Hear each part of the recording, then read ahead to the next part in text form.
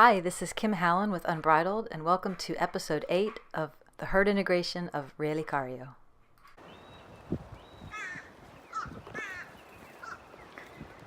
So now Tempo has gone into season 2 and is giving her some alone time with Rayleigh, and this is the first time that she's shown interest in him versus trying to get Puck away from him, and he's nervous about her. So we'll see if they can settle down and meet each other. Right now, Tempo's just circling him. He can't really go anywhere.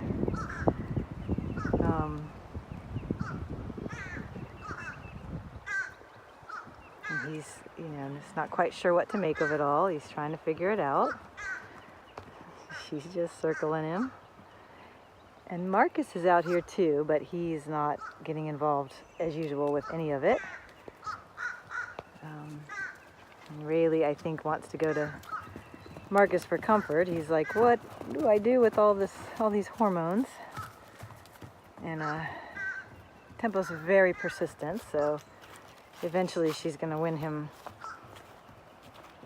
over or wear him down, one or the other.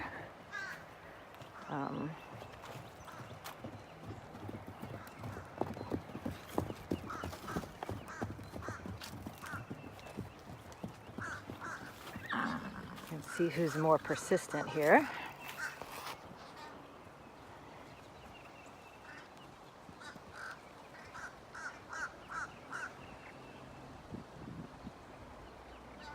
Settling down a little bit.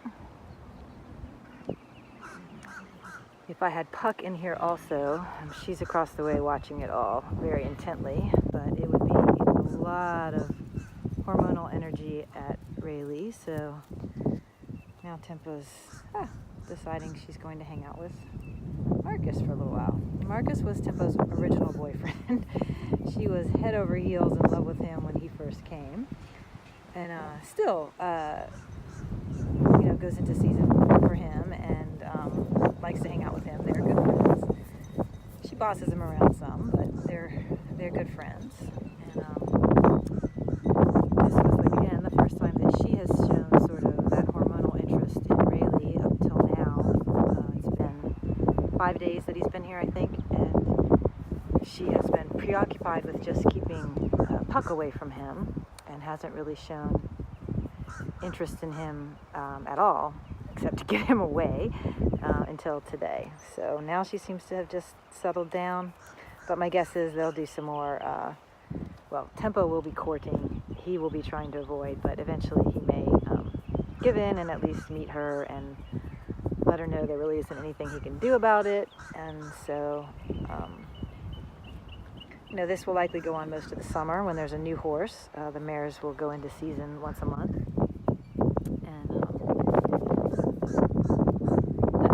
Stressful for the geldings. They just get a lot of hormonal attention, but hopefully it will all be nice and not aggressive. Now he's very irritated with the flies, but also I noticed that when he does a lot of really rapid, hard stomping with his hind feet sometimes, and that kicking, that's stress actually. There probably are bugs under him. There have been bad horse flies here, but it could also be a bit of stress or a combination of the two. Here goes Tempo again.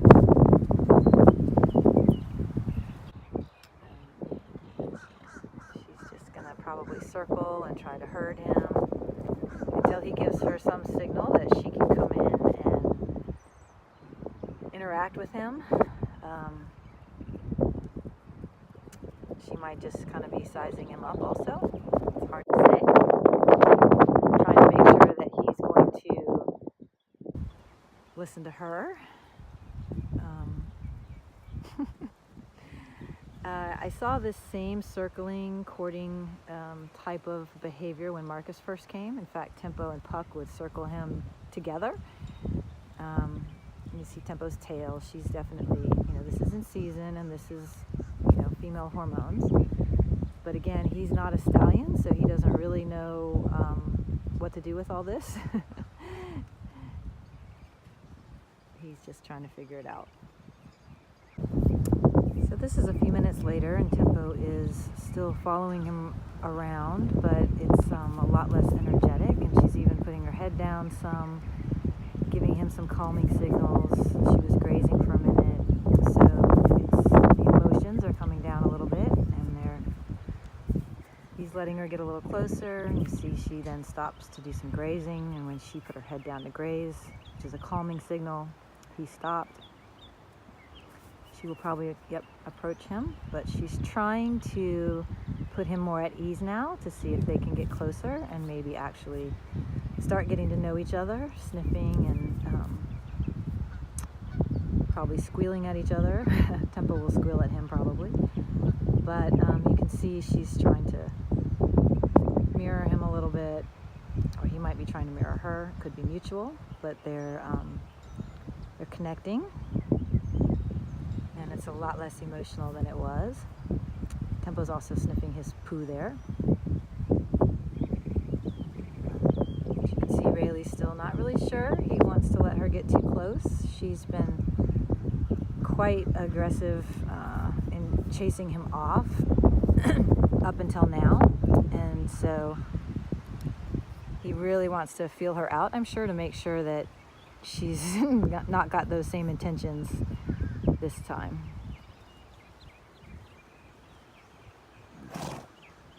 Meanwhile, Marcus is right here, grazing. Again, he just stays out of it. He really doesn't want to get involved in any herd dynamics that he doesn't have to be involved in.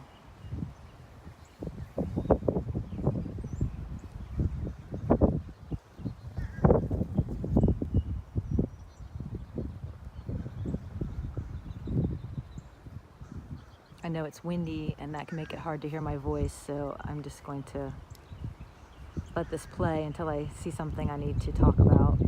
She's just herding him there again a little. I think she's trying to encourage him to stop walking around so that she can come in and meet him. He doesn't really want to stop moving his feet just yet.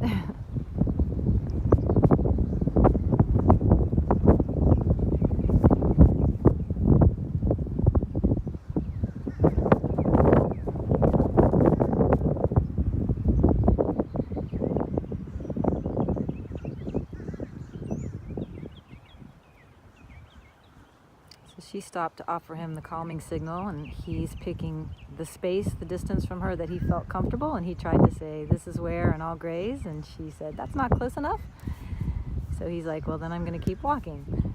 So they're really just trying to establish. So you see again, she put her head down to graze. He picked the distance and stopped, and then she came forward. He's like, "I'm going to keep going." So he's trying to tell her what his personal space boundary is, and she's not, because of hormones, she's not really wanting to honor it, and he's just trying to keep telling her that's too close. And eventually he will probably calm enough to let her come into his personal space, but I don't know how long that will take. They're on their own timeline. Okay, so first time she got him to face her, and she's giving him all the signals that she's in season. Again, he's still like, "I don't know, your energy is really intense." He's giving a little bit of a Flamin's response because he smells her scent. When they're in season, they'll urinate a lot, and it has a very distinct scent when they're in season. So he's just smelling that.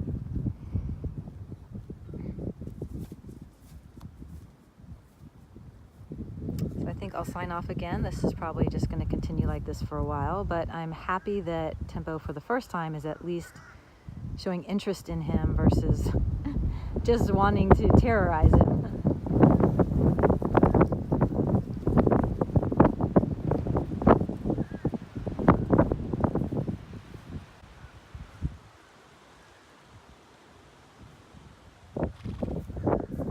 Once again, every time she puts her head down to graze, he tries to show her what the space is that he's comfortable with, because he stops at that distance from her. Very clear in that communication, and and she's being a bit more respectful this time, waiting at least a few more minutes. And you see him getting calmer. Now the pawing is telling you he's still got some stress and anxiety about this whole situation. The snorting, he's trying to let out that stress. That's another calming signal. So this is about 20 minutes later, and I just wanted to show that everything's been real calm. All three of them kind of grazing together. Now they're moving a little bit, but they've been kind of tightly packed. They were all really in alignment, three at once, three facing the same direction. See, Tempo's now moving to get in alignment with Reli. Still herding him around a little bit, but they're really doing quite well together and relaxing. Lining up again, grazing together. Marcus is right over here. So with Tempo this afternoon, everything's really calm, and I'm very happy when it's like that. So this morning I've had Puck and Tempo in the yard while the boys were in the pasture, and interestingly, I heard some squealing, so I just came outside, and Tempo and Reli have decided to get to know each other over the fence. So I kind of had an inkling yesterday after I put each of the mares with Reli separately that Reli was more interested in getting to know Tempo, especially because Tempo got so jealous when, I'm going to stay out of the way here, and I might have just caused Reli to move off, but this is a little safer, not for my fence necessarily, but in terms of the horses not getting overly excited. What I really am happy about with this is that Puck, in fact, she's heading on back. She seems to have made peace with the fact that Tempo is kind of claiming Reli for right now. This is very hormonal. It may also be that Puck, she's been in season all week, and Tempo really wasn't, because she was more, or she was a little, but not in, I don't know. It's hard to explain. How long they stay in season is typically about a week, but, you know, emotions play a big role in that. And so what Reli is doing is using the fence as kind of a barrier to say, I feel more comfortable interacting with you over the fence, where I can walk away when I need to. And look at, see, Tempo, if she were in with him, she would be not respecting his personal space boundaries because of hormones. But he's able to create some space and decide when he wants to come and go, and this gives him more control over his own role in the dynamic, and he sort of forces Tempo to be a little bit more respectful. And this is going to give Tempo a chance to, you know, get some of her hormones out of her system. Hopefully he will engage with her enough.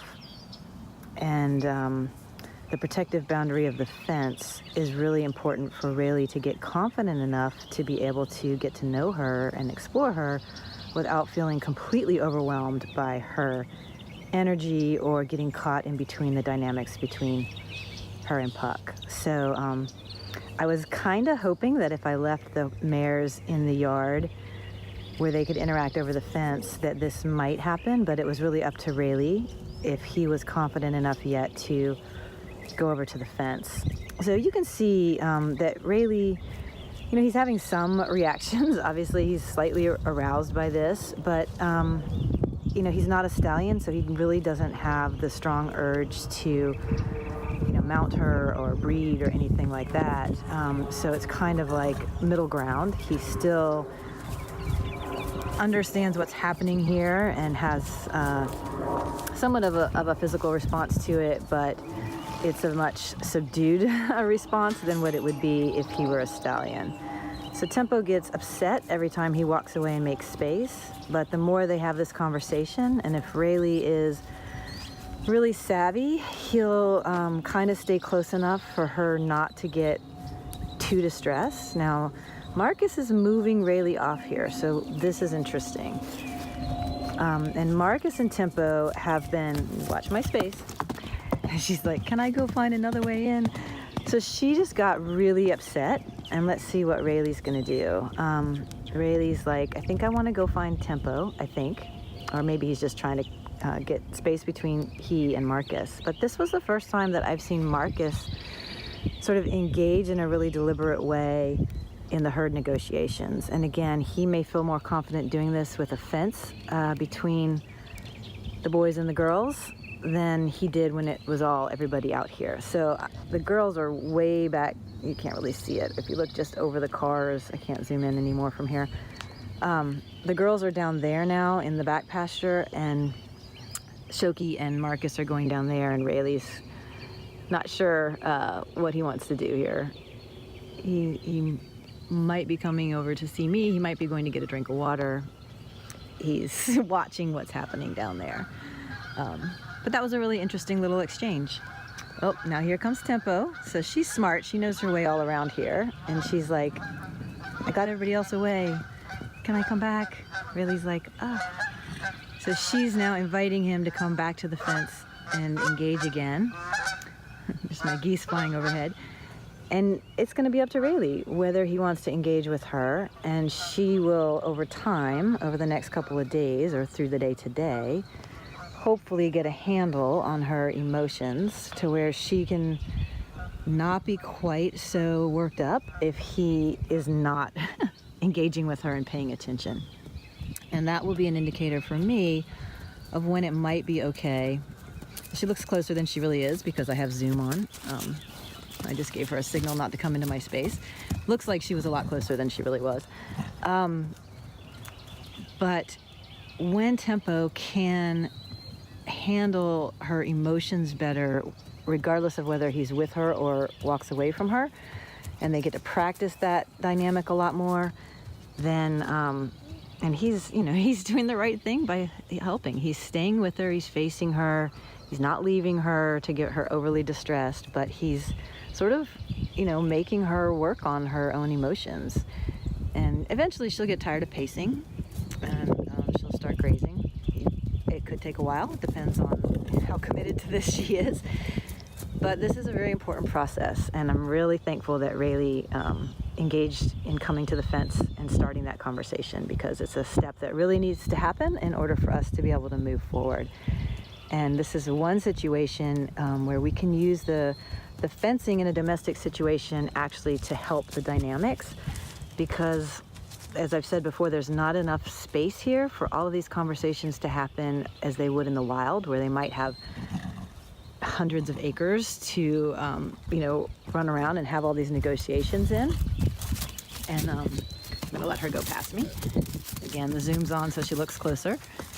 And but we can use the fence, and the horses can actually learn behavior, learn to use the fences to their advantage. And that's what Rayleigh is doing here. He's recognized that it's safer for him emotionally to interact with her over the fence for now. So that's where we are this morning. I'll sign off for now.